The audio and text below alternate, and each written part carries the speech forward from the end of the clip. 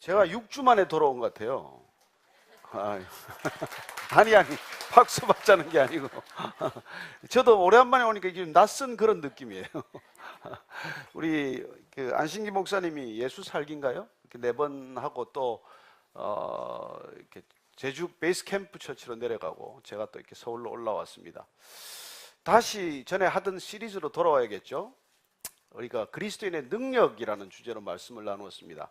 사실 우리가 이 세상 살아가면서 무슨 능력인가를 누군가 필요로 하지만 그리스도인이 된다는 것, 그리스도인으로 살아간다는 것은 세상 사람들이 추구하는 능력과는 본질적으로 다른 능력을 갖는 것을 뜻합니다.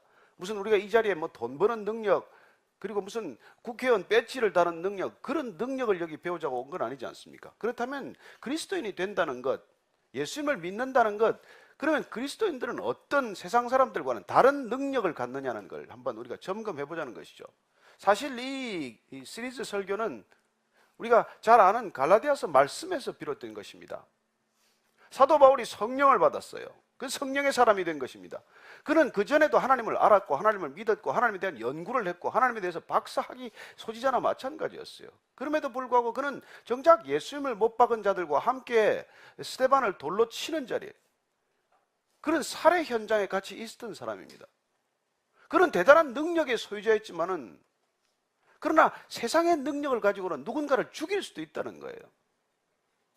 그리스도인들이 된다는 건 그런 능력은 아니지 않습니까? 어쩌면 세상은 능력을 가지면 가질수록 누군가에게 피해를 입히는 사람들이 됩니다. 때로는 그 능력 때문에 누군가에게 정말 하지 못할 일을 하게 되고, 누군가를 어뷰즈하거나 누군가를 못살게 굴거나 종처럼 부리거나 하는 그런 걸 능력이라고 말하지만, 아니요, 우리 그리스도인이 된다는 것은 그런 차원의 능력이 아니지 않습니까?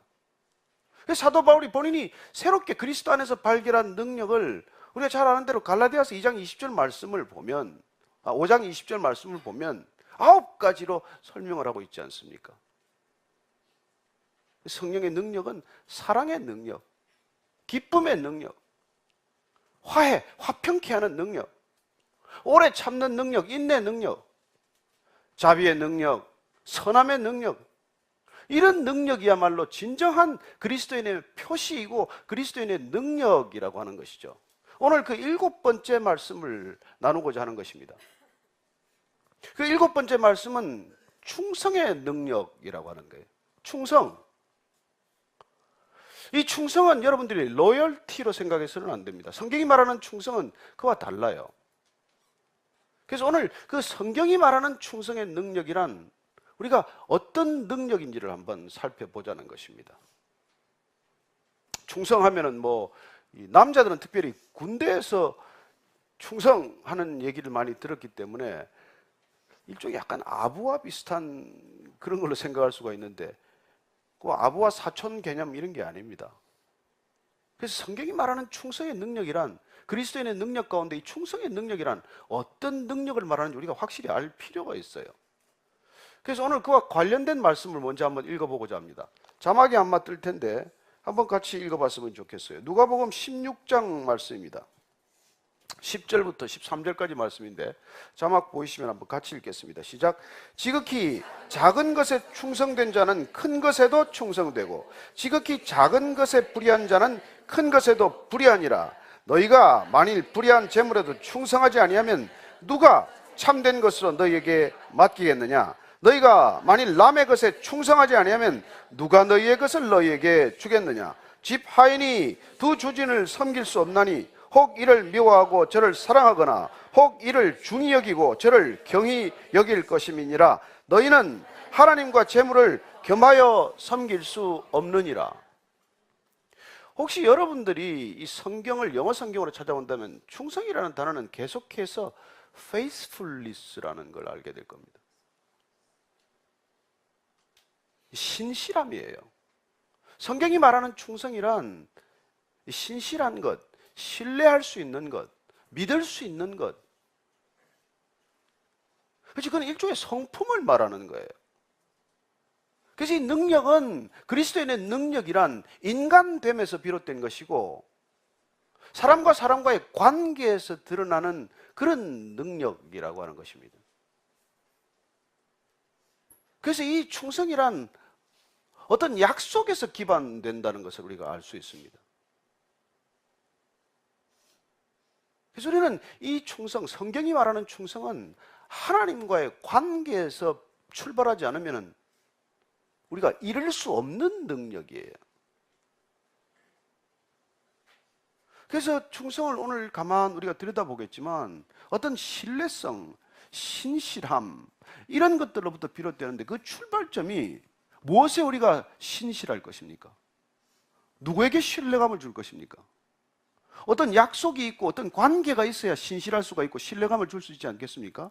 그래서 그 신실함이란 신뢰성이란 하나님과의 관계에서부터 비롯되어야 한다는 것이 오늘 이 그리스도인의 능력 가운데 충성의 능력을 말하고자 하는 전제가 된다는 것이죠. 그러면 사람과의 관계는 논외입니까? 아니죠. 하나님과의 관계에서 비롯된 이 성품, 이 하나님과의 관계에서 빚어지는 이 인격이야말로, 그래서 충성된 어떤 그런 삶의 태도나 신실한 삶의 자세야말로 사람과 사람과의 관계에서도 반드시 확장되고 사람과의 관계에서도 반드시 검증되고 드러날 수밖에 없는 것이라는 것이죠. 그래서 이거는 믿음과도 빌과벌과 관계에 있는 것입니다. 뗄래야 뗄 수가 없는 거예요. 그래서 믿음이 좋다는 게 뭐냔 말이에요. 여러분들이 교회를 다니거나 무슨 신앙생활을 하면서 저 사람은 믿음이 좋아, 주일마다 교회를 나가는 게 믿음이 좋은 겁니까? 저 사람은 헌금을 많이 해, 그게 믿음이 좋은 표시일까요? 저 사람은 아침부터 저녁까지 주일날 하루 종일 교회에서 일한대, 그게 믿음의 표시일까요? 그 표시의 하나일 수도 있겠죠. 그러나 그게 정말 충성된 거냐, 신실함이냐, 믿을 수 있는 거냐, 그건 별개의 것이 될 수 있다는 것이죠. 자, 한번 우리가 예를 들어 한번 보십시다. 여러분들이 크리스찬이기 때문에 크리스찬에게 속은 일이 없습니까? 저는 많은 이렇게 교회를 떠난 사람들이 찾아오거나 상담 요청을 하거나 만나게 됩니다. 한결같이 그 사람들은 크리스찬들에게 더 많이 속았다는 거예요. 더 많이 당했다는 것입니다. 교회를 떠나게 된 이유 중에 대부분은 교회에서 정말 겪지 않아야 될 일들을 겪은 사람들이에요. 그럼 그 사람은 이렇게, 나는 크리스찬이라면 지긋지긋합니다, 이제. 나는 이제 믿음을 가졌다는 사람들 만나면 그냥 정남이가 떨어집니다, 이런 얘기를 곧잘 해요. 그래서 제가 한참 듣다가 얘기합니다. 정말 당신 크리스찬에게 당했을까요? 정말 당신이 크리스찬에게 속았다고 생각하십니까? 제가 100% 단연할 수 있는데 당신 크리스찬한테 당한 게 아닙니다. 크리스찬이라고 주장하는 사람한테 당한 거죠. 당신이 크리스찬과 난 크리스찬이 아닌 사람을 분간하지 못한 것이죠. 제 말이 틀렸습니까? 여러분, 저는 부자예요. 그럼 여러분들이 뭘 요구하지 않겠어요? 당신 부자라는 걸 어떻게 드러낼 텐데? 지갑 한번 보십시다. 아니면 통장이라도 보십시다. 내가 아무리 입으로 부자요, 난 부자요, 근데 통장이 텅텅 비었다, 지갑에 돈 한 푼이 없다, 그러면 내가 입으로 하는 부자라는 말은 뭐예요? 거짓말 아니에요. 근데도 계속 사람한테 난 부자입니다, 그렇게 얘기를 하면 난 사기꾼 아니에요. 마찬가지죠. 내 안에 그리스도가 없어, 그럼 난 크리스찬이요. 입으로 크리스찬이요. 교회는 매일 왔다 갔다 해요. 근데 내 안에 그리스도가 없어요. 그럼 크리스찬 맞습니까? 그래, 우리는 본질적으로 어쩌면 오늘날 이 시대에 교회라는 문패를 걸어놓은 곳에 들락날락하는 사람을 자동적으로 크리스찬이라고 착각하거나 본인의 입술로 크리스찬이라고 주장하는 걸 쉽게 믿어버리거나 하는 데서 그런 일들이 생기는 것이죠. 그래서 여러분, 중요합니다. 입으로 말하는 걸 다 믿을 수는 없다는 것이죠. 사도 바울 자신도 그렇게 말합니다. 하나님의 나라는 말에 있지 않고 능력에 있다라고 말합니다. 부자는 내 입에 있지 않고 통장에 있다는 거나 마찬가지죠. 그래서 저는 이렇게 쉽게 남한테 사랑한다고, 아내한테도 사랑한다고 고백 잘 안 하는 세대에 속합니다. 그러나 저는 그 사랑한다는 말의 무게를 잘 알기 때문에 쓰기가 조심스러워요. 사랑한다는 건 나보다도 그 사람이 더 귀중하다, 소중하다는 고백입니다. 실제로 그래요? 그런 마음도 없이 사랑하는 여러분,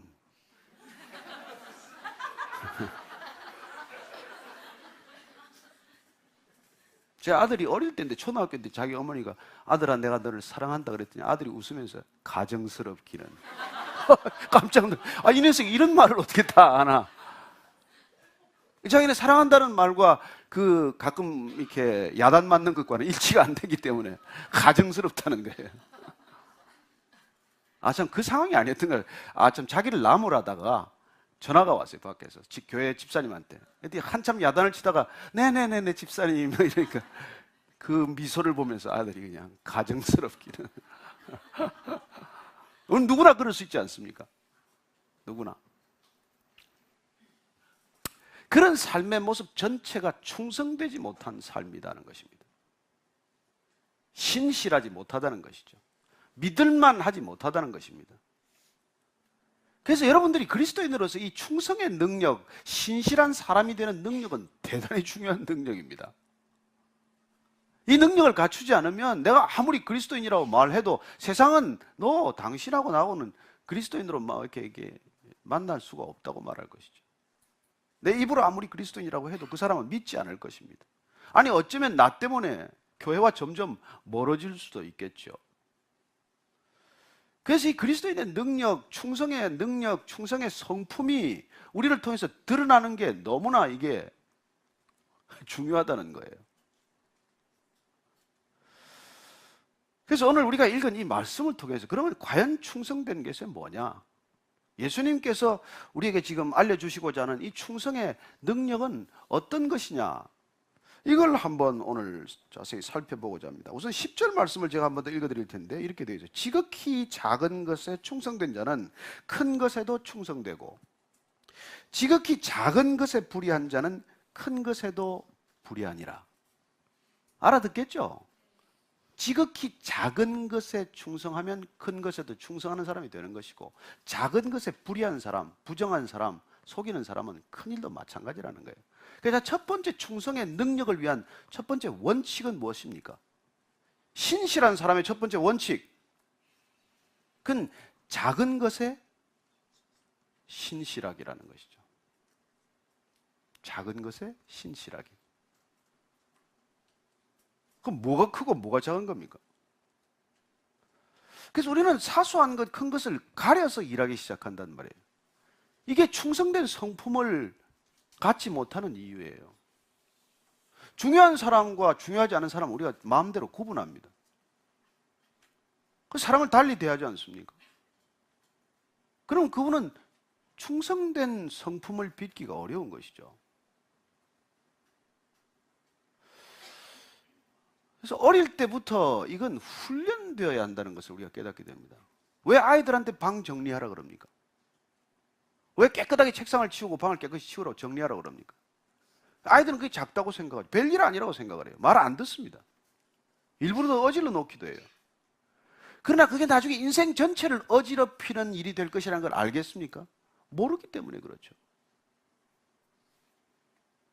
자기 책상 하나를 깨끗이 치우는 것, 말끔하게 정리하는 것이 내 주변을 깨끗하게 하는 첫 번째 걸음이고 인간관계가 정갈하게 되는 첫 번째 길이라는 걸 모르기 때문에, 놓치기 때문에 그렇게 사는 것이죠. 왜 부모들이 작은 거짓말을 하는데 어릴 때 야단을 칩니까? 그냥 정신을 쏙 빠지도록 그렇게 혼을 내야 됩니까? 이게 지금 작은 거짓말이다 라고 생각하는 거짓말이 결국은 인생 전체를 그르칠 큰 거짓말과 연결되어 있다는 것을 부모님은 알기 때문에 그 아이에게 거짓말, 작은 거짓말을 심하게 나무라는 것이죠. 그래서 작은 일에 정직하도록 처음부터 훈련을 하지 않습니까? 그 훈련을 거부하면 결과적으로 인생 전체가 그렇게 거짓의 수렁에 빨려 들어갈 수밖에 없는 것이 되는 것이죠. 그래서 이 능력은 대단히 중요한 능력이에요. 그래서 이 첫 번째 원칙을 기억해야 한다는 것입니다. 지극히 작은 것에도 신실하기. 하찮은 사람은 없습니다. 내가 하찮다고 여기는 사람이 있을 뿐이죠.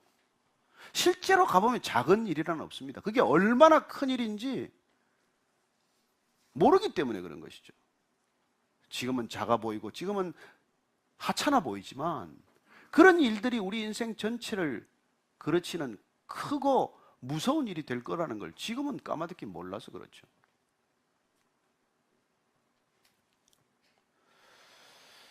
제가 운전을 잘못 배웠어요. 옛날에 그냥 엉터리로 운전을 배웠습니다. 통행금지가 있을 때 통행금지 지난 뒤에 말이죠. 그때만 해도 기자실이 있으니까 야간 통행증을 가지고 그냥 광화문 내거리를 차선도 없이 마음대로 다녔어요. 그렇게 엉터리로 면허증을 땄기 때문에 지금도 운전이 불안하기 짝이 없어요. 제 아내가 운전대를 잘 안 줍니다. 그 면허증 하나 따는 게 저는 지극히 작은 일로 여겼거든요. 그냥 하나 받으면 되지 그까짓 게 뭐가 그렇게. 그러나 그 면허증을 제대로 따는 게 지극히 중요한 일이라는 걸 그때는 몰랐어요. 제대로 연습하고 코스를 밟고 시험 제대로 치고 그렇게 해서 그 면허증을 가지고 운전을 처음부터 차근차근 반드시 그 깜빡이를 켜고 한 얼마쯤 가다가 차선을 바꿔야 되고 차선을 바꿀 때는 고개를 돌려서 옆에 차가 바로 가까이 붙었나 안 붙었나를 확인하는 버릇 이런 것들이 작은 일이 아니라는 거예요. 대형 사고의 원인 아닙니까? 그래서 이 작은 일에 신실해야 한다는 것이야말로 우리가 일생 동안 충성된 성품, 신실한 성품을 지니는 데 결정적인 이유예요. 돈 쓰는 버릇은 어떻습니까? 여러분 작은 돈 헤프게 쓰는 사람이 큰 돈 모으는 거 봤습니까? 이분 돈이 없는 모양이구나. 알겠습니다. 대답이 아주 즉각 나오시는 거 보니까. 그렇습니다. 큰 돈을 쓰기 위해서는 작은 돈을 모아야 돼요. 내가 큰 뜻을 펼치기 위해서 그 돈을 거기 쓰려면 여러분 작은 데서 절약해야 되는 것이죠. 작은 돈에 마음대로 써버리고 나중에 무슨 돈을 어디에 쓰겠습니까? 못하는 것이죠. 그래서 지금 세대는 빚지는 걸 무서워하지 않는데 여러분 빚지는 버릇이야말로 일생 동안 누구에게 노예살이하는 지름길이에요. 첫 길입니다. 그래서 나한테 충성된 성품, 그리스도인이 된다는 것은 이렇게 믿을 만한 사람이 되는 건데 그 믿은 만한 사람이 되는 첫 번째 조건이 작은 것에 신실하고 정직하라는 거예요. 중요한 얘기죠? 동의가 되십니까? 두 번째 한번 보십시다. 두 번째 11절 말씀인데 너희가 만일 불의한 재물에도 충성하지 않으면 누가 참된 것으로 너희에게 맡기겠느냐. 불의한 재물에도 충성하라. 돈에 정직하기. 두 번째는 이게 기억하십시오. 작은 일에 신실하기, 작은 일에 성실하기. 두 번째는 돈에 정직하기입니다. 여러분 돈에 정직하지 않은 사람은 모든 관계에 정직하지 않습니다.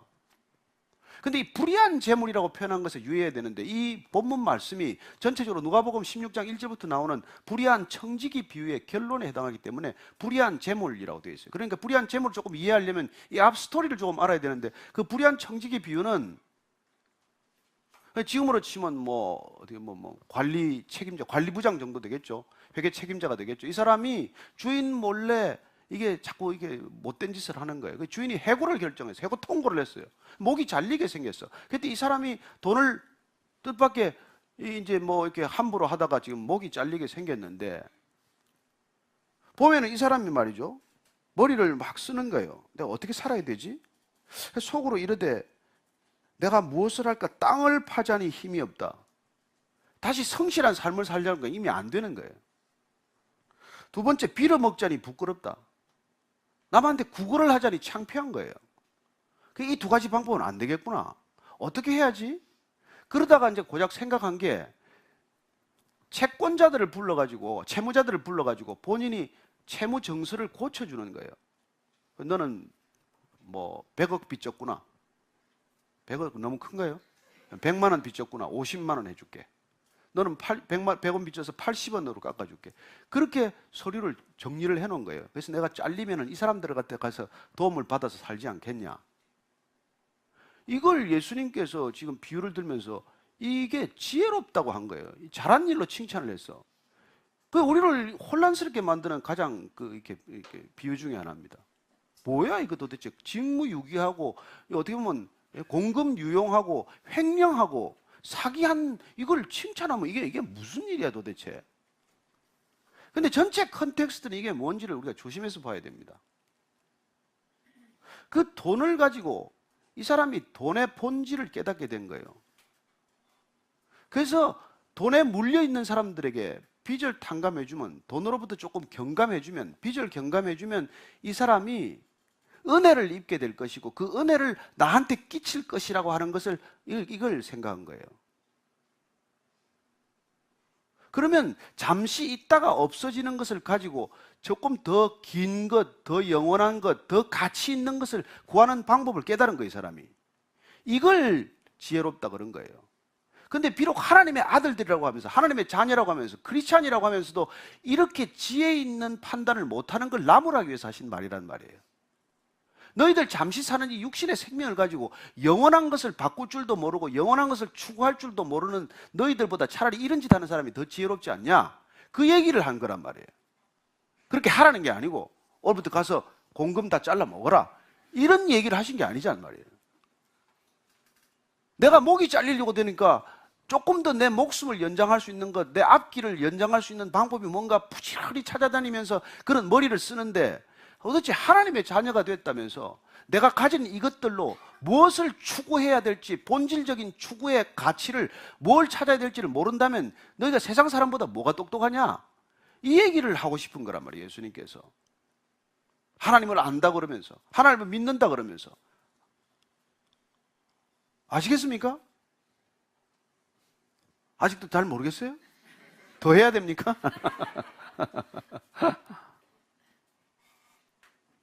그래서 여러분들이 본질을 추구하게 되면은 지엽적인 게 중요하지 않아요. 그래서 이 세상 여러분들이 어떻게 사는가 이게 별 중요하지 않아요. 여러분들이 영원한 것을 얻었다면 그 영원한 것을 얻기 위해서 내 것을 아깝지 않게 쓸 줄 아는 것, 그까지 돈 100원이든 뭐 50원이든 깎아주는 게 별거 아니듯이 그렇게 살 수 있는 믿음의 결단과 그런 놀라운 분별력이 있어야 한다는 그 얘기를 하기 위한 것이죠. 그래서 오늘 말씀은 충성에 집중을 해서 다시 한번 보고 있는데, 이 충성된 성품을 여러분들이 갖기 위해서는 그런 돈의 정직, 돈의 본질을 알아야 된다는 거예요. 그러니까 충성된 사람은 돈에 묶여 사는 사람이 아니겠죠. 돈 때문에 관계를 다 깨어버리는 사람이 아니겠죠. 돈의 소유에 집착하지 않겠죠. 아시겠습니까? 충성된 성품이 되기 위해서는 돈에 대한 태도가 달라져야 돼요. 그냥 돈은 돈일 뿐이에요. 얼마나 돌았으면 돈이라 그러겠어요? 얼마나 돌아다니면 이놈 돈이라 그러겠냐고요. 그런 것들을 붙들려고 그냥 온 인생을 거기다가 쏟아버리고 허비하고 하는 그런 인생은 충성된 인생이 될 수 없는 것이죠. 그렇게 머리에 돈으로 가득 찬 사람은 충성된 성품을 가질 수가 없어요. 그래서 우리가 충성된 삶, 신실한 삶, 믿을 수 있는 삶이 되기 위해서는, 믿을 수 있는 신앙인이 되기 위해서는 첫 번째, 지극히 작은 것에도 성실해야 되고, 두 번째는 돈에 정직해야 된다는 거예요. 돈에 정직해야 된다는 거예요. 자, 세 번째 한번 볼까요? 세 번째 12절입니다. 시작. 너희가 만일 남의 것에 충성하지 아니하면 누가 너희의 것을 너희에게 주겠느냐. 자, 세 번째는 뭡니까? 남의 것 욕심내지 않게 해요. 남의 것에 욕심내서는 안 됩니다. 여러분들이 신실한 사람, 믿을 수 있는 사람, 그런 충성의 능력을 가지려면 남의 것에 욕심을 내지 말라는 얘기예요. 남의 것은 여러분 남의 시간, 남의 돈, 남의 재능, 그런 거를 여러분들 부러워하거나 시기하거나 빼앗으려거나 해서는 안 됩니다. 그래서 이 말씀을 묵상하다, 야, 이거 함부로 부탁해서 안 되겠구나. 목사라고 성도한테 이것 좀 도와주시오, 저것 좀 도와주시오 하는 것도 남의 것에 대한 욕심이에요. 함부로 부탁하지 마십시오. 그 사람의 시간 뺏기고 돈 뺏기는 일 아닙니까? 정말 하나님의 일입니까? 그렇다면 그가 그 일을 하게 하십시오. 내 일에 끌어들여 가지고 말이죠. 그러지 마시고 남의 것에 대해서도 우리가 신실해야 된다는 거예요. 그 사람의 것에 욕심내서는 안 됩니다. 저 사람은 왜 저렇게 대접을 받지? 저 사람은 어떻게 저렇게 능력이 뛰어날 수가 있을까? 저 사람은 어떻게 저렇게 훌륭한 연주자일 수 있을까? 그런 거에 대해서 욕심을 내거나 그런 거에 대해서 시기심을 가져서는 안 된다는 그런 뜻이죠. 그래야 우리 안에 신실한 성품이 되는데, 더 중요한 것은 무엇입니까? 그래야 너희의 것을 너희에게 주겠다는 거예요. 여러분, 인생은 내가 가진 것에 집중해야 됩니다. 나는 어떤 능력을 받았나? 나는 누구인가? 남의 것 그렇게 신경 쓸 게 뭐 있어요? 저는 찬양을 못하지만 찬양 사역자 부러워하지 않습니다. 사실 말은 그러지만 뭐 지는 찬양 잘하고 나는 뭐 또 설교 잘하면 되지. 저는 돈 많이 버는 사람 하나도 안 부럽습니다. 뭐 돈도 지가 다 씁니까? 많이 벌어봐야 남이 다 쓰더만. 저는 건물도 하나도 부럽지 않아요. 그거 지고 갈 겁니까, 죽을 때? 맨날 지어가지고 남 빌려줄 거 왜 짓습니까? 자기 살지도 않을 걸. 저는 정말 남의 것에 대한 이 욕심을 줄여가는 것, 아예 그 욕심되지 않는 것, 이게 아주 큰 충성의 성품입니다. 남의 시간이나 남의 것도 독질도 안 하는 것이죠. 그런 사람은 신실한 사람이라, 믿을 만한 사람이라는 것입니다. 여러분들이 믿을 만한 사람을 찾는다면 이런 걸 보고 찾아야 된다는 것이죠. 자, 마지막으로 13절 한번 보겠습니다. 시작. 집 하인이 두 주인을 섬길 수 없나니 혹 이를 미워하고 저를 사랑하거나 혹 이를 중히 여기고 저를 경히 여길 것임이니라. 너희는 하나님과 재물을 겸하여 섬길 수 없느니라. 여러분, 결과적으로는 뭡니까? 이게 마지막으로 보면은 하나님 우선주의로 살라는 거예요. 그냥 우선주의가 하나님 최우선주의로 살라는 거예요. 먼저 하나님의 나라와 그 일을 구하라. 그리하면 모든 것을 더하시리라. 예수님께서도 오셔서 그렇게 약속을 해주셨습니다. 결국 우리는 인생에 무엇을 가장 중요하게 여기고 사느냐는 거예요. 그러나 충성된 성품을 여러분들이 갖기를 원한다면, 여러분들이 누군가의 관계에서 신실한 사람으로 평가받거나 인정받는 것을 여러분들이 정말 성품의 능력으로 생각한다면 하나님을 최우선으로 생각하라는 거예요. 다른 어떤 것도, 다른 어떤 사람도 하나님보다 앞세우지 말라는 것입니다. 왜냐하면 하나님보다 앞세우는 것들에게 우리는 결국 복종하고 비굴해지고 묶이게 되고 중독되고 결국 파탄지경에 이르기 때문입니다. 성품을 신실하게 만들 수가 없어요, 그런 사람은. 돈을 끝없이 추구한다. 그 사람이 신실한 사람 살 수 있겠어요? 천만에요.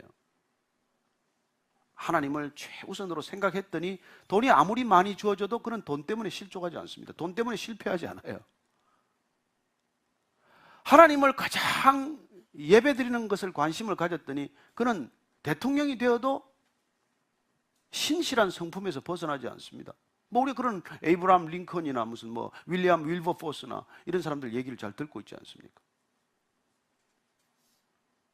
그러나 하나님보다도 내가 그런 권좌에 오르는 것, 권력을 쥐는 게 더 중요한 사람들은 여러분 사실은 되는 순간부터 실패하고 있는 거예요. 사람 보기에는 뭐 이렇고 저렇고 얘기해봐야 소용없습니다. 저는 정말 여러분들이 이 신실한 성품, 충성의 능력을 반드시 갖게 되기를 축복합니다. 살아가면서 이게 너무 중요한 거예요. 여러분들이 지금 여기는 뭐 좀 젊은 분들이 많이 오시니까 결혼 정년기에 있는 분, 또 살짝 넘기신 분, 뭐 이런 분들이 많으시겠지만, 여러분 이 충성의 능력을 반드시 여러분들이 배우자를 고를 때 봐야 한다는 것입니다. 일생 동안 이 버릇은 쉽게 형성되지 않습니다. 이 신실한 성품, 누군가에게 거짓말하지 않는 것, 작은 것에도 정직한 것, 이 능력이야말로 큰 능력이에요. 저는 일본에 그 여행했던 그 CEO가 데이코쿠 호텔, 제국 호텔이죠. 가장 좋은 호텔 중에 하나 아닙니까? 거기 가서 자기가 무슨 서류를 한 장 누구에게 붙여달라고 거기 종업원들 뭐라 그러죠? 호텔 안에 있는 호텔리어 아니야? 호텔리어 주인이고 호텔 종업원들 뭐라고? 그게 호텔리어예요? 호텔의 종업원들? 아, 그런가? 하여튼 그 종업원에게 뭐 이렇게 심부름 이거 좀 붙여주세요. 제가 지금 곧 비행기를 타러 가야 되는데 이거 꼭 좀 붙여주세요. 그러고 나서 이 사람이 가다가 좀 미심쩍어서 발걸음을 돌려가지고 그 호텔리어한테 제가 말씀드린 거 아시겠죠? 꼭 여기 다시 배달돼야 됩니다. 그랬더니 이 사람이 약간 불쾌한 낯빛으로 제가 알아들었습니다. 반드시 이걸 할 겁니다. 그리고 뒤에 붙였어요. 저는 일본인입니다. 이 사람이 쇼크 받았어요. 그 호텔리어가 와다쿠시와 니혼진 데스 이렇게 한 거예요. I'm Japanese.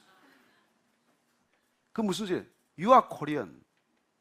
But I am Japanese. 창피스러운 얘기 아니에요. 나는 일본인인데 두 소리 하지 마라. 두 번 얘기하지 마라. 한 번이면 족하다. 나는 충성된 사람이다. 나는 믿을 만한 사람이다. 이 얘기 아니에요. 제가 그 얘기를 들으면서 말이죠. 우리 크리스찬은 어떻습니까? 누가 그렇게 얘기하면 I am Christian. 난 크리스찬입니다. 이 한마디면 신뢰감을 줄 수 있어야 되지 않겠습니까? 그러면 세상이 이 모양이겠습니까? 크리스찬이라는 사람이 적어도 800만, 1000만이라고 하는데 나는 크리스찬입니다. 이 한마디면 어떤 보정, 어떤 증명이 되는 그런 성품의 사람들이라면 이 사회가 이 지경이었냐고요. 아니지 않겠습니까? 저는 우리 모두가 오늘 적어도 이 자리에서 예배를 함께 드리는 우리 모두가 정말 그리스도인이라면 우리 안에 이 성품, 이 능력 반드시 우리 안에 있게 되기를 축복합니다. 그래서 저 사람은 크리스찬이야. 저 사람은 그리스도인이야. 이 말 한마디면 충분한 저와 여러분이 되기를 축복합니다. 성경에는 그런 사람들이 많이 기록이 되어 있어요. 모세에 대한 얘기를 보면 하나님께서 이렇게 말합니다. 모세는 지극히 충성된 사람이다. 이렇게 평가를 해주시는 거예요. 하나님께서. 모세에 대한 평가를 제가 한번 읽어드릴게요. 민수기 12장 7, 8절을 보면 내 종 모세는 내 온 집에 충성함이라. 그와는 내가 대면하여 명백히 말하고 은밀한 말로 하지 아니하며 그는 또 여호와의 형상을 보거늘 너희가 어찌하여 내 종 모세 비방하기를 두려워하지 아니하느냐. 하나님께서 모세를 비방하니까 사람들이 비방하니까 커버해 주는 거예요. 이 사람은 온 내 집에 충성된 사람이다. 이 충성되다는 건 히브리어로는 여러분 아멘이라는 뜻이에요. 아만이라는 동사를 쓰는데 그는 나한테 충성하다, 그는 아만하다 이렇게 말합니다. 여기서 아멘이라는 말이 나왔어요. 우리가 습관처럼 설교할 때 아멘, 아멘 하는데 이게 충성되다는 뜻이고 신실하다는 뜻이에요. 그러면 우리가 입으로 아멘, 아멘 하는 사람은 정말 성품이 그렇게 신실한 사람이어야 한다는 뜻이에요. 입으로는 할렐루야니 무슨 아멘이니 그걸 그렇게 입에 달고 살면서 사람들한테는 하나도 믿음을 주지 못하는 사람, 저 사람은 같이 사업을 해서 안 될 사람, 저 사람은 경계해야 될 사람, 이렇게 비춰진다면 여러분 그건 무슨 모습이에요? 근데 얼마나 그런 사람이 많습니까? 얼마나 크리스찬한테 속은 사람이 많습니까? 얼마나 당한 사람이 많아요? 제가 엊그제도 그 얘기를 또 막 그냥 1시간이나 들었습니다. 당한 얘기를. 정말. 성경에 또 한 사람 다니엘이라는 사람이 있습니다. 다니엘을 이렇게 말하고 있습니다. 다니엘은 마음이 민첩하여 총리들과 고관들 위에 뛰어남으로 왕이 그를 세워 전국을 다스리게 하고자 한지라. 이에 총리들과 고관들이 국사에 대하여 다니엘을 고발할 근거를 찾고자 했으나 아무 근거, 아무 허물도 찾지 못하였으니 이는 그가 충성되어서 아무 그릇됨도 없고 아무 허물도 없음이었더라. 그가 아멘 하는 사람이었기 때문에 그를 막 그렇게 청문회 세우고 그냥 인사청문회에서 그냥 그를 비난할 고속하고 허물을 찾으려고 그렇게 애를 썼지만 단 하나도 찾을 게 없었다는 거예요. 다니엘, 그는 충성의 사람이었습니다. 믿음의 사람이었습니다. 신실한 사람이었습니다. 대단한 능력의 소유자였습니다. 여러 왕을 섬겼어요. 그는 사자굴에도 던져졌고 그런 어려움을 겪었지만 그가 충성된 그 성품 때문에 하나님께서 그를 지켜주셨습니다. 사자를 보내서 지켜주셨습니다. 저는 저와 여러분들이 세상은 우리에게 손해보지 말라고 말합니다. 충성되지 말라고 말합니다. 회사에서 대충 살아라고 말합니다. 그냥 대충 하라고 얘기합니다. 그러지 마십시다. 우리가 충성의 성품을 지녔기 때문에 누가 무슨 얘기를 하든 우리는 신실한 사람, 약속을 지키는 사람, 작은 말도 거짓말하지 않는 사람, 작은 것에도 충성을 다하는 사람, 내 열심을 다하는 사람, 정말 무슨 일을 하든 하나님 앞에서 아멘 하는 사람, 그런 사람으로 살 때 하나님께서 지켜주신다는 것을 굳게 믿으시기 바랍니다. 당장은 손해볼지 몰라요. 당장은 박해를 받을지도 몰라요. 그러나 우리는 이미 계산이 끝난 사람입니다. 이 땅에서 잠시 사는 계산을 가지고 사는 것이 아니라 영원한 시간을 놓고 영원한 가치를 놓고 계산을 끝낸 사람이기 때문에 우리는 그 계산 때문에도 더 신실할 수 있는 사람, 충성된 사람, 그런 능력을 지닌 사람들이 될 수 있다는 것입니다. 동의하십니까? 아멘 하십니까? 이럴 때 우리가 아멘 하는 거예요. 그래서 이런 아멘을 하는 사람들은 그런 성품으로 반드시 살아내야 할 사람들입니다. 저도 부끄러운 게 많습니다. 아멘 하기가 부끄러운 게 많아요. 그러나 이런 말씀을 자꾸 읽을 때마다 저를 쳐서 복종케 하는 것이죠. 깨우치는 것이죠. 너는 얼마나 작은 일에 신실하니? 너는 사람들을 똑같이 대하고 있니? 이제 이런 것들을 놓고 우리는 날마다 우리 자신을 쳐서 복종케 해야 되고 빚어지는 성품을 우리 안에 해야 되는 것이죠. 옛날에 돌아가신 우리 고 김영삼 대통령이 유명한 일을 남겼습니다. 야, 머리는 빌릴 수 있지만 건강은 못 빌린대. 그래서 막 열심히 조깅하고 그러지 않았습니까? 저는 그 말을 이게 얼뜻 떠올렸어요. 하나님께서 능력은 주실 수 있지만 이 신실함은 내가 내 자신에게 선물하라고 말씀하십니다. 그건 하나님이 안 주시겠다는 거예요. 왜냐하면 하나님과의 관계 맺는 방식은 믿음에 기초해야 되고 신실함에 기초해야 되기 때문에 우리가 그 성품을 우리 스스로 다듬지 않으면 하나님을 믿을 수도, 하나님을 따를 수도, 하나님을 영광스럽게 할 수도 없기 때문입니다. 신실하십시오. 충성한 사람이 되십시오. 충성의 능력을 크게 생각하십시오. 그렇다면 오늘 성경 말씀 가운데 읽은 첫 번째, 작은 것에 신실해야 한다는 것, 돈에 정직해야 한다는 것. 세 번째 뭐죠? 네? 남의 것에 욕심내지 않고 마지막으로 뭐죠? 하나님을 최우선으로 생각하는 그런 삶을 살자는 것입니다. 그때 우리는 나는 그리스도인입니다, 이 한마디로 모든 것이 보증되고 증명되는 그런 신실한 능력의 사람이 될 줄로 믿습니다. 잠깐 기도하겠습니다. 하나님 아버지 감사합니다. 우리 모두 충성의 능력 가진 신실한 사람 되게 하여 주옵소서. 예수님 이름으로 기도합니다. 오늘 이 예배는 말이죠, 처음으로 한번 페이스북으로 우리 교회 페이지에 연결해서 한번 중계를 해봤어요. 왜냐하면 뭐 보고 싶어하는 사람도 있고 또 멀리서 뭐 해외에서 이렇게 보고 싶어하는 사람도 있어서 했는데, 그래서 질문을 그쪽 페이스북으로도 한번 올려달라 그랬습니다. 그래서 여러분들 질문도 받겠지만 이렇게 페이스북을 통해서 질문하는 것도 저희들이 실시간으로 받아서 한번 저걸 해주려고 합니다. 소개해 주려고 하는데, 먼저 질문이 어디로 들어와 있는지 한번 보겠습니다. 혹시 질문 그러면 뭐 자유롭게 질문하실 거 있습니까?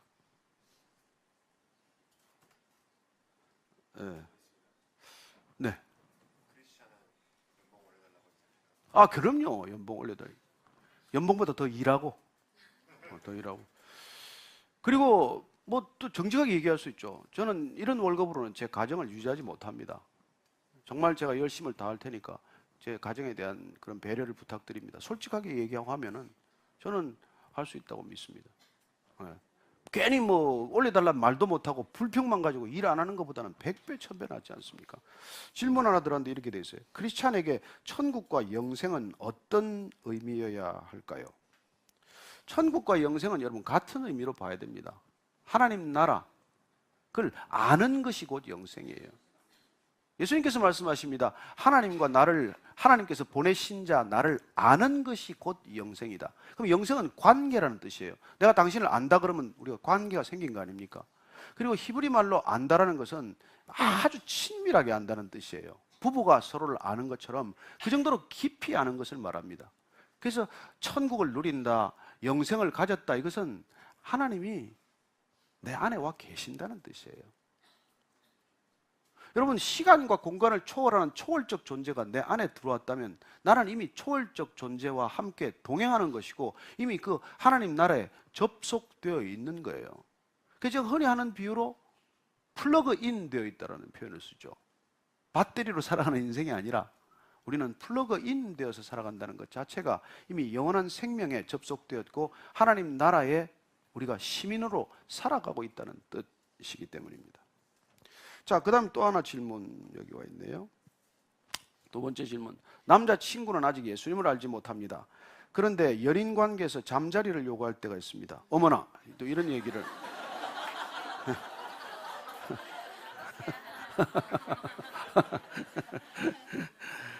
그러나 저는 잠자리에 대한 하나님에 대한 믿음이 생기고 가치관이 변했습니다. 남자친구를 어떻게 설득해야 할까요? 잘못 설득하다가 기독교에 반감이 생길까 고민입니다. 잘 설득하세요.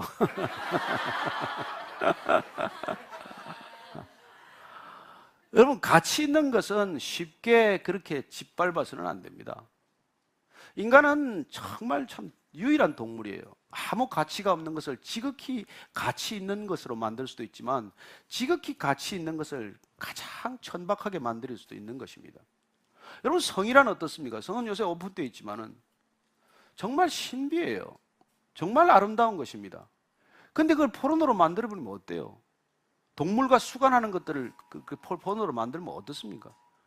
가장 더러운 행위로 전락시킬 수 있지 않습니까? 저는 정말 성적인 관계가 정말 하나님 안에서 부부라는 관계의 틀 안에서 아름답게 지극히 평안한 마음으로 이루어질 수 있는 하나님께서 주신 가장 고귀한 선물이라고 믿습니다. 뭘 위한 선물일까요? 우리의 쾌락이 아니에요. 다음 세대를 위한 선물입니다. 정말 저는 여러분들이 성이 내 쾌락의 수단이라는 생각을 갖지 않게 되길 바랍니다. 진정한 사랑은 쾌락 이상이에요. 진정한 사랑을 못하면 성적인 차원으로 떨어지게 됩니다. 정말 내가 그 여인을 사랑하면 여러분 잠자리를 결혼 전에 요구하지 않습니다. 오히려 지켜주고 싶겠죠. 여자가 유혹해도 스탑 시킬 것입니다. 저는 그렇게 믿습니다. 그렇게 말해도 안 되면 헤어지십시오. 뭐 남자 없습니까? 더 좋은 남자가 준비되어 있는 줄로 믿으시기 바랍니다. 그리고 자꾸 두려워해서 잃는다는 두려움 때문에 거기에 말려들면 평생 그런 관계가 되고 맙니다. 그러면 심지어는 때려도 참고 살아야 되고 불륜을 저질러도 또 참고 살아야 되고 그런 어리석은 선택을 미리 할 필요가 뭐 있습니까? 저는 현명하고 지혜로운 여자라면 이런 것들을 이렇게 끊임없이 살펴봐야 된다고 생각합니다. 아유, 목사님, 그러면 한 사람도 못 만나죠. 그러면 혼자 살라는 사인으로 받아들이시고 살아보니까 배우자 지긋지긋하지 않습니까? 저는 그렇게 하는 게 아니에요. 저는 32년 살면서 사람 됐습니다. 제가 제 아내가 없었다면 정치적인 발언 같네. 하여튼 사람이 되는 지름길 중에 하나입니다. 뭐냐면 점점 그분을 중심으로 살아야 되기 때문에 내가 깎이고 내가 절제되고 내가 정말 버려지고 구겨지고 짓밟혀지는 유일한 길이 결혼하는 길이기 때문에 그래요.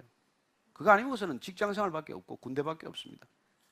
저는 여러분들이 그런 걸 안 당하더라도 내 스스로 나를 낮출 줄 알고 그리고 누군가를 더 소중히 생각할 때 그렇게 사랑할 때 그 사랑 안에서 내가 변하는 것도 경험할 수 있게 되길 바랍니다. 자, 세 번째 질문 왔는데 신실함으로 나아가고 있는 과정에 자꾸 그렇지 않은 경우를 볼 때 상대방을 판단하고 정죄하게 됩니다. 그런 경우 나의 신실함을 유지하기 위해 어떻게 나를 다스려야 할까요? 네, 정말 좋은 질문입니다. 우리 누구나 다 겪는 일 아닙니까? 이 신앙이란 사실은 판단으로부터 벗어나는 판단으로부터의 자유예요. 왜냐하면 우리가 창세기를 보면은 원죄란 뭡니까? 내가 하나님처럼 되는 거 아니에요. 하나님처럼 되고자 하는 욕망이거든요. 하나님처럼 되면은 어떤 현상이 생깁니까? 모든 사람을 내가 판단하고 비판하고 정죄하게 됩니다. 두 번째는 그거로 끝나지 않아요. 모든 사람들에 대한 통제 의지가 발동합니다.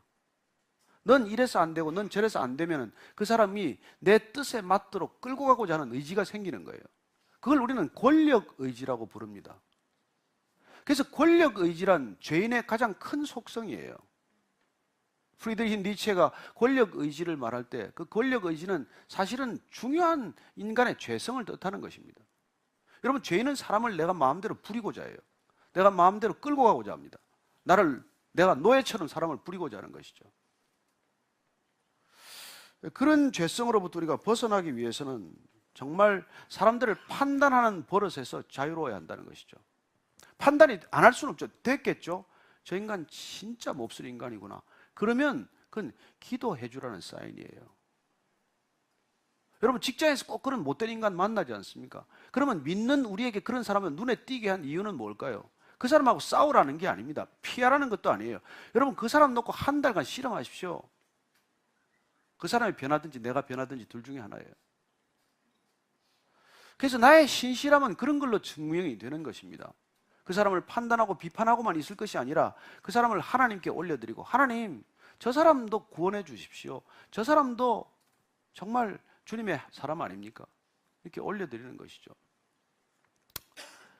제가 참 오늘 두 가지 기쁜 소식이 있는데, 참 두 사람이 오늘 예수님을 영접했어요. 그 얘기가 길어서 다 얘기를 못 하겠는데, 한 사람은 10년간 기도했던 사람입니다. 그 사람이 드디어 정말 예수님을 오늘 영접하는 사건이 제주도에서 있었어요. 안 목사님한테 그 얘기를 조금 전에 전화로 나누고 너무너무 기뻤는데, 그 사람이 제주로 내려가서 몸이 좀 아파서 제주로 가가지고 오늘 그 교회를 찾아간 거예요. 그분이 예수님을 영접하고, 오늘 또 한 분이요, 서울서 한 분은 예수님을 영접하게 된 분은 얼마 전에 그 남동생이 세상을 떠났습니다. 마지막에 그 병원, 저기 어딘가요? 가서 그 병원을 찾아가서 병원에서 이렇게 기도를 했는데, 부모님들은 다 절에 나가시는 분이에요. 그 누이도 절에 나갔는데, 어제까지 절에 따라갔다가 절에 가서 법당에 들어가서 절하지 않고 오늘 교회를 왔다는 거예요. 와가지고 동생은 비록 세상을 떠났지만은 그 누이가 이제 예수님을 믿기로 결정했다는 것입니다. 저는 그런 큰 기쁨을 맛보고 있는데, 저는 여러분들이 그렇게 안타까운 사람이 있을 때마다 저분도 예수 만나게 해주십시오. 모든 사람 구원에 이르게 하는 게 주님의 목적 아니십니까? 저는 여러분들이 그렇게 문제를 풀어가게 되기를 바랍니다. 한 가지 얘기 더 해드릴게요. 제가 잘 아는 CEO인데 이 사람이 큰 기업을 맡았습니다. 취임하고 난 다음 날부터 노조가 파업을 했어요. 자기가 하나님한테만 매달리기로 결정했습니다. 사람들한테 눈치 보거나 비굴해지지 않기로 결단하고, 하나님 앞에 그걸 올려드리기로 결정하고 40일간 금식 기도를 결정했어요. 어떻게 세 끼씩 40일을 굶겠습니까? 그래서 하나님, 나는 세 끼 다 못 굶습니다. 한 끼만 하루에 굶겠습니다 해서 40일을 금식 기도하고, 39일째 노조위원장이 찾아와서 화해가 되고 노사가 하나 되는 그런 놀라운 간증을 저한테 직접 들려주셨어요. 그는 사람과 논쟁하지 않았습니다. 투쟁하지 않았어요. 그는 하나님께 사정을 호소했습니다. 그리고 원칙을 버리지 않았어요. 저는 이런 간증을 하나님께서 다 주시기로 작정되어 있다고 믿는 사람이에요.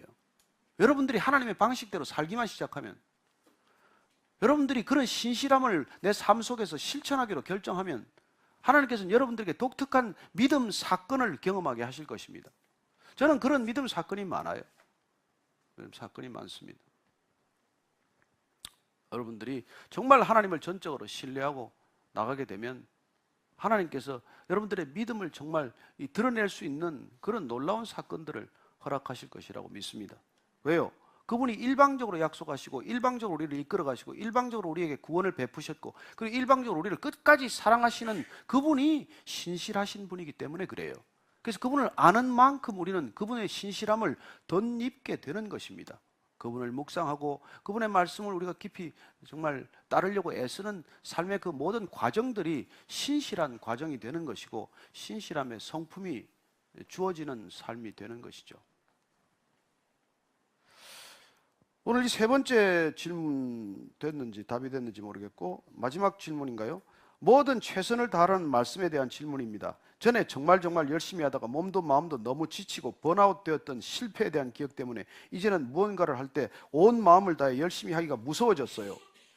어떻게 해야 하나요? 그래요. 믿음이 없는 사람들은 내 혼자 힘으로 죽도록 다 하다가 죽습니다. 저는 여러분들에게 그런 최선을 말하는 게 아니에요. 여러분, 아까 이게 플러그 인 돼야 한다고 하지 않았습니까? 우리는 밖으로부터 뭔가를 공급받아야 돼요. 믿음이란 밖에서 오는 능력을 경험하는 삶입니다. 내 혼자 힘으로 감당할 수 없는 삶에 여러분들은 믿음이 있을 때 그 믿음은 마치 우리에게 무엇인가 이렇게 다운로드 되듯이 부어지듯이 하는 것을 경험하게 되는 것이죠. 저는 지금 사실 1부, 2부 설교하고 상당히 힘든 상태예요. 이렇게 이 시간까지 앉아있기가 굉장히 이제 버거운 상태입니다. 게다가 지난주 그 서부 아프리카 선교대에 가서 정말 집회 마지막까지 설교 끝내고 그냥 고열로 쓰러져서 응급실에 실려갔어요. 저는 이래봐도 미국에서도 응급차 타봤고 프랑스에서도 응급차 타본 사람이에요. 갔더니 뭐 그냥 열이 그냥 펄펄 오르니까 위를 홀랑 벗겨서 그냥 온 데다가 이게 저기 찔러서 주사바늘 찔러 놓고 말이죠. 심전도 걸어 놓고 맥박에 붙여 놓고 8시간이 지나도록 아무 이게 내 조치가 안 하는 거예요. 안 내보내 주는 거예요. 그래서 제가 나가겠다 그랬습니다. 그랬더니 의료진 얘기는 절대로 못 나갑니다. 맥박도 지금 안 잡히고 있고 제대로 정상이 안 됐고 열도 안 떨어졌는데 어떻게 나가겠다는 거예요. 나는 나갑니다. 반드시 나갑니다. 제가 기도를 했거든요. 했더니 나가라는 마음을 주셨어요. 왜냐하면 밖에 지금 선교사들이 꼼짝 못하고 저를 기다리고 있고 돌아가야 되는데 저 한 사람 때문에. 그래서 제가 하나님께 제가 걸어 나가게 해주십시오. 기도하고 다 뛰어라. 난 간다. 그러고 걸어 나왔어요. 사실 열이 떨어지지 않아서 지난 주일날 파리에서 2곳에서 설교를 했는데 얼굴이 벌겋게 달아서 설교를 했어요. 힘껏 설교했습니다. 여기서 설교하는 것보다 더 힘있게 설교했어요. 그날 일요일 저녁부터 열이 떨어지기 시작했습니다. 저는 여러분들이 기도해 주셨고 그분들이 기도했기 때문이라고 믿습니다. 왜요? 나 해열제 안 먹었거든요. 저는 여러분들이 병원에서 그렇게 하라는 얘기가 아닙니다. 이렇게 막 다 뽑고 나가라는 얘기가 아니에요. 그러나 제 경우는 적어도 그런 그 오를레앙이라는 병원에서 그렇게 밤을 병원에서 세우고 싶지 않았고 하나님 제게 힘을 주십시오. 제가 걸어 나가서 저분들과 함께 파리로 올라가서 주일날 설교하겠습니다. 하나님께서 힘을 주신 거예요. 저는 여러분들이 그렇게 능력을 갈구하면 하나님께서 그런 힘을 줄 수 있다고 믿습니다. 하나님께서 말씀하십니다. 내가 팔이 짧아서 너를 구원하지 못하겠느냐? 내가 능력이 없어 너희를 구원하지 못하겠느냐? 그런 하나님을 한번 깊이 전적으로 신뢰하는 저와 여러분 되기를 축복합니다. 네, 그러면 능력이 올라올 것입니다. 질문이에요? 아니에요. 또 질문 있습니까? 여기 질문 있습니까? 직장에서 일하다 보면 본의 아니게 조직과 조직원들을 위해 작은 거짓말들을 대외적으로 해야 할 때가 생깁니다. 그럴 때마다 어떻게 해야 할지 많은 고민이 됩니다. 원칙적으로 생각해보면 안 해야 하는 것이 맞는 것 같은데 현실적인 상황을 보면 그것이 쉽지 않습니다. 어떻게 하는 것이 옳은 행동일까요? 여러분은 어떻게 하시겠습니까? 목사로서 거짓말 해라 그래야겠습니까? 저는 예수 믿고 나서 그런 상황들을 많이 맞았습니다. 그럴 때 저는 그냥 침묵했어요. 입을 닫아버렸습니다. 윗사람이 압력을 넣을 수 있겠죠. 그러나 굴복해서는 안 됩니다. 윗사람이 나를 책임지지 않기 때문입니다. 그게 만약에 나중에 잘못되면 고스란히 내 책임이에요. 저는 여러분들이 그렇게 거짓말 하라 그랬을 때 안 했을 때 받는 핍박이 거짓말하고 오는 나중에 후유증보다도 더 가볍다는 것을 믿으시기 바랍니다. 그래서 거짓말 하라고 이렇게 부추겨도 그냥 입을 닫고 제가 무슨 말도 지금은 못 드리겠네요. 그렇게 지혜롭게 넘어갔으면 싶어요. 왜냐하면 작은 거짓말이 나중에 그 큰 거짓말을 부르고 그 거짓말을 수습하느라고 또 다른 거짓말을 해야 되고 나중에 그 거짓말 때문에 본질은 오간 것이 없고 거짓말 전체가 나를 사로잡아서 내 인격 전체를 망가뜨리는 일들이 횡행하고 있기 때문입니다. 저는 크리스찬이라면 크리스찬답게 그분이 알아야 됩니다. 그래서 저 사람에게는 거짓말을 부탁해서는 안 되겠구나 하는 걸 알게 해야 하는 것이죠. 그때까지는 고통스러울 거예요. 어쩌면 뭐 쫓겨날 수도 있겠죠. 쫓겨나면은 여러분들 안심하십시오. 더 좋은 데서 여러분들을 기다린다고 믿으십시오. 지금 백수 5달 때인데요. 성경 읽으라는 시간으로 믿으시고 백수가 되더라도 하나님 앞에서 당당하게 기다리고 있으면은 저는 반드시 회복시키시는 하나님을 경험할 것이라고 믿습니다. 그리스도의 능력은 이제 2번 정도 더 시리즈를 할 겁니다. 그래서 9번에 해서 마치게 되고 다른 시리즈를 지금 계속 묵상 중입니다만은 한번 제안이 있으면 저한테 해주셔도 좋겠습니다. 이런 시리즈로 한번 설교 좀 부탁드립니다. 그러면 제가 한번 또 함께 기도해 보도록 하겠습니다. 같이 기도하고 마치겠습니다. 하나님 아버지 참으로 감사합니다. 저희들 무엇이건데 저희들을 하나님의 자녀로 삼아 주셔서 이 정말 헤쳐나갈 수 없는 세상 가운데 내 힘으로는 견딜 수 없는 상황 가운데서도 하나님을 신뢰하고 하나님을 믿고 의지하며 하나님의 능력으로 살아갈 수 있게 하시는지요. 저희들에게 끝없이 사랑의 능력, 기쁨의 능력, 화평케 하는 능력, 인내의 능력, 자비와 양선의 능력, 오늘 충성의 능력까지 갖게 하셔서 정말 구별된 삶, 구별된 인생이 되게 하시고 저희들의 삶을 통해서 이 세상이 진정 변화하는 것, 바뀔 수 있다는 믿음을 갖게 하여 주옵소서. 하나님 감사합니다. 오늘 같이 예배드린 이분들 한 분 한 분들 주님께서 정말 눈동자처럼 지켜주시고 그 충성의 능력, 신실한 능력이 이분들의 삶을 본질적으로 바꾸어 놓게 하셔서 그들의 삶이 살아계신 하나님을 증거하게 하여 주옵소서. 이제는 십자가에서 그 능력을 우리에게 마음껏 보여주시고 쏟아주신 우리 구주 예수 그리스도의 은혜와 하나님 아버지의 크신 사랑과 성령의 인도하심, 성령의 우리를 기쁘게 하심이 오늘 말씀을 듣고 직장에서건 가정에서건 어디서건 신실하고 작은 일에 신실하고 지극히 작은 것에 정직하고 성실하게 살기로 결단한 이 자리에 고개 숙인 모든 믿음의 사람, 성실한 그리스도인들 위해 지금부터 영원까지 함께 하시기를 간절히 축원하옵나이다. 아멘. 아멘.